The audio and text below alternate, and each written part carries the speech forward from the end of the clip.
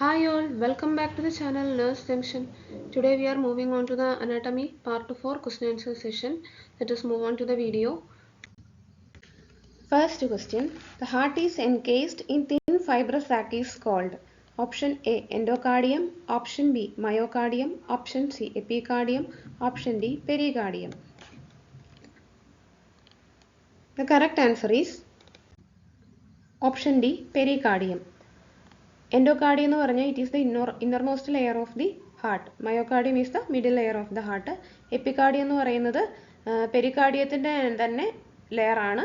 പെരികാർഡിയത്തിന് രണ്ട് ലെയറുകളുണ്ട്, വിസറൽ പെരികാർഡിയവും അതുപോലെ തന്നെ പരേറ്റൽ പെരികാർഡിയം. എപ്പികാർഡിയം എന്ന് പറയുന്നത് പെരികാർഡിയത്തിൻ്റെ ഏറ്റവും ഇന്നർമോസ്റ്റ് ലെയറിനെയാണ് നമ്മൾ എപ്പികാർഡിയം എന്ന് പറയുന്നത്. Next question,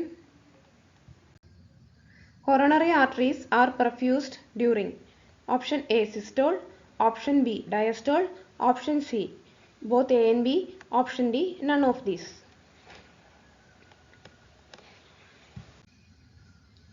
The correct answer is option B diastole. Coronary arteries blood circulation, blood perfusion കിട്ടുന്നത് ഡയസ്റ്റോളിൻ്റെ സമയത്താണ്. ഹാർട്ട് ഒഴികെ ബാക്കി എല്ലാ ഓർഗൻസിലോട്ടും ബ്ലഡ് സപ്ലൈ ചെയ്യുന്ന എപ്പോഴാണ്?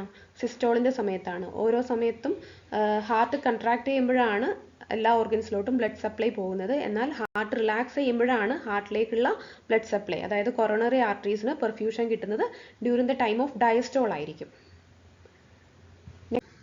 Next question, functionally cardiac muscle resemble with option A smooth muscle, option B striated skeletal muscle, option C non-striated muscle, option D none of these.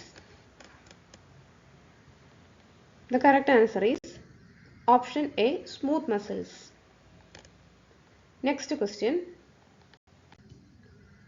firing rate of AV node is option A 60 to 100 per minute, option B 30 to 40 per minute, option C 40 to 60 per minute, option D 50 to 60 per minute. The correct answer is option C 40 to 60 per minute.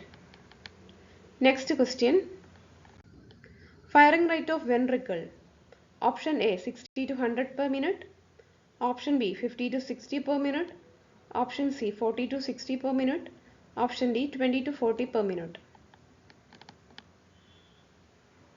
The correct answer is option D 20 to 40 minute.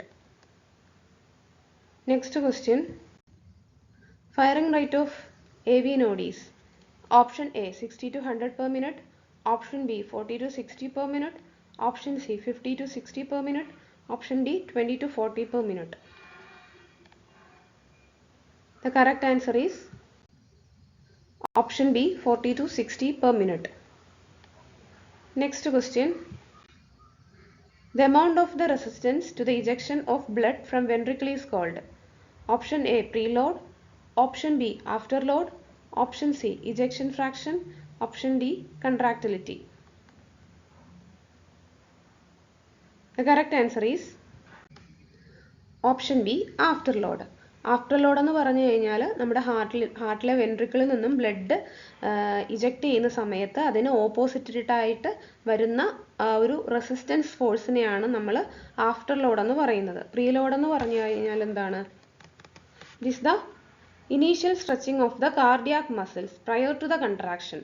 ഒരു contraction തുടങ്ങുന്നതിന് മുന്നേ നമ്മുടെ heart മസിൽസിന് initially ഉണ്ടാകുന്ന ആ ഒരു stretching ഫോഴ്സിനെയാണ് നമ്മൾ preload എന്ന് പറയുന്നത്. പിന്നെ ഇജക്ഷൻ ഫ്രാക്ഷൻ അത് നമുക്ക് നെക്സ്റ്റ് സ്ലൈഡിൽ പറയാം. Next question, the percentage of the end diastolic blood volume ejected from the ventricle with each heart beat is called option A contractility, option B ejection fraction, option C stroke volume, option D cardiac output. The correct answer is option B ejection fraction. Stroke volume എന്ന് പറയുന്നത് നമ്മൾ മുന്നേ discuss ചെയ്തതാണ്. The amount of the blood ejected from the ventricle in each contraction, അതാണ് എന്ത് stroke volume.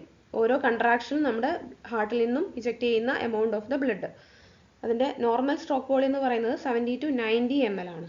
പിന്നെ cardiac output എന്ന് പറഞ്ഞു കഴിഞ്ഞാൽ the amount of the blood ejected from the heart per minute. ഒരു മിനിറ്റിൽ നമ്മുടെ ഹാർട്ടിൽ നിന്നും ഇജക്റ്റ് ചെയ്യുന്ന എമൗണ്ട് ഓഫ് ബ്ലഡിനെയാണ് നമ്മൾ കാർഡിയാക് ഔട്ട്പുട്ട് എന്ന് പറയുന്നത്. നോർമൽ കാർഡിയാക് ഔട്ട്പുട്ട് എന്ന് പറയുന്നത് 5.25 ലിറ്റർ പെർ മിനിറ്റ് ആണ്.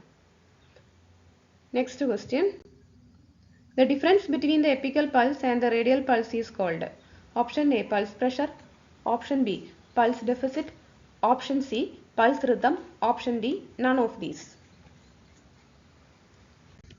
The correct answer is option B pulse deficit. എന്താണ് പൾസ് പ്രഷർ? സിസ്റ്റോളിക് ബ്ലഡ് പ്രഷറിൻ്റെയും ഡയസ്റ്റോളിക് ബ്ലഡ് പ്രഷറിൻ്റെയും ആ ഒരു ഡിഫറൻസിനെയാണ് നമ്മൾ പൾസ് പ്രഷർ എന്ന് പറയുന്നത്. ഇത് നമ്മൾ മുന്നേ ഡിസ്കസ് ചെയ്തതാണ്. Next question. Closure of the semilunar valve resulting option A S1 heart sound, option B S2 heart sound, option C S3 heart sound, option D S4 heart sound. The correct answer is option B S2 heart sound. എന്താണ് S1 heart sound? S1 heart sound അഥവാ ലെബ് sound എന്നാണ് നമ്മൾ പറയുന്നത്. ലെബ് dub എന്നല്ലേ പറയുന്നത്. S1 എന്ന് പറയുന്നത് ലെബ് sound.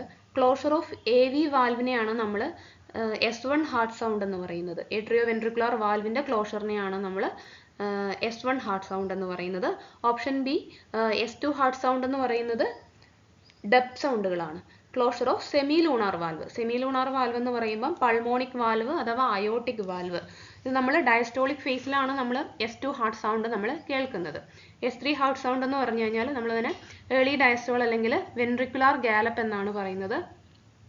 Early diastole എന്ന് പറയുമ്പോൾ ഇപ്പോൾ ഒരു ബ്ലഡ് പ്രഷർ എക്സാമ്പിൾ ഒരു ബ്ലഡ് പ്രഷർ എടുത്തു കഴിഞ്ഞാൽ ഒരു 110/70 നോർമൽ ബ്ലഡ് പ്രഷർ അല്ലെങ്കിൽ 120/80 നോർമൽ ബ്ലഡ് പ്രഷറുള്ള ആള്, അയാളുടെ ബ്ലഡ് പ്രഷർ ചിലപ്പം 120 ഒരു 90 ഒക്കെ ആവാം. 90 എന്ന് പറയുമ്പോൾ അവിടെ എന്താണത്? ഏർലി ഡയസ്റ്റോൾ ആണ് അല്ലേ. ലെസ് ദാൻ 30 ഇയറിലാണെങ്കിൽ ഇത് നോർമൽ ആണ്. 120 90 എന്നൊക്കെ പറയുമ്പോൾ ലെസ് ദാൻ 30 ഇയറിൽ അത് നോർമൽ ആണ്. S4 എന്ന് പറയുന്നത് എന്താണ്? ലേറ്റ് ഡയസ്റ്റോൾ ആണ്. അഥവാ നമുക്കതിനെ ഏട്രിയൽ ഗാലപ്പുകൾ എന്ന് പറയാം. മെയിനായിട്ടും S4 ഹാർട്ട് സൗണ്ട് നമ്മൾ കേൾക്കുന്നത് ഹൈപ്പർ ടെൻഷനുള്ള ആൾക്കാരിലാണ്. ഹൈപ്പർ ടെൻഷനുള്ള ആൾക്കാരിൽ ഫോർ എക്സാമ്പിൾ ഒരു ബ്ലഡ് പ്രഷർ നമ്മൾ ഒരു 160 60 എന്ന് പറയുമ്പോൾ അവിടെ എന്താണ്? ലേറ്റ് ഡയസ്റ്റോൾ ആണ്. നോർമലി നമുക്ക് 80 ഒക്കെയാണ് ഡയസ്റ്റോൾ നമ്മൾ കേൾക്കുന്നത് അല്ലേ. ഡയസ്റ്റോൾ നിൽക്കുന്നത് എവിടെയാണ്? ഡയസ്റ്റോൾ കിട്ടുന്നത് എവിടെയാണ്? ഒരു 80-ലൊക്കെയാണ് നോർമലി നമുക്ക് കിട്ടുന്നത്. അപ്പോൾ ഒരു ബ്ലഡ് പ്രഷറുള്ള ഒരാളെ നമ്മൾ സ്റ്റെത്ത് വെച്ച് നമ്മൾ നോക്കുന്ന സമയത്ത് നമ്മളൊരു 40-ലും 60-ലൊക്കെ അവരുടെ ഡയസ്റ്റോളിക് സൗണ്ട് നമ്മളിങ്ങനെ കേൾക്കുന്നുണ്ടാവും. എല്ലാവരും കേട്ടിട്ടുണ്ടാവുമല്ലോ അങ്ങനെ. അപ്പോൾ അത് ബ്ലഡ് പ്രഷർ കൂടുതലുള്ള ആൾക്കാരിലാണ് നമ്മൾ പൊതുവേ S4 ഹാർട്ട് സൗണ്ട് കേൾക്കുന്നത്. Next question. The basic unit of the central nervous system is option A nephron, option B neuron, option C alveoli, option D neurotransmitter. The correct answer is option B neuron. Next question. How long the person should be on fasting to give the blood specimen for lipid profile? Option A 2 hour, option B 6 hour, option C 12 hour, option D 1 hour. The correct answer is option C 12 hour. Next question. Approximate weight of the brain is option A 1300 to 1400 gram, option B 150 gram, option C 250 to 280 gram, option D 40 to 70 gram.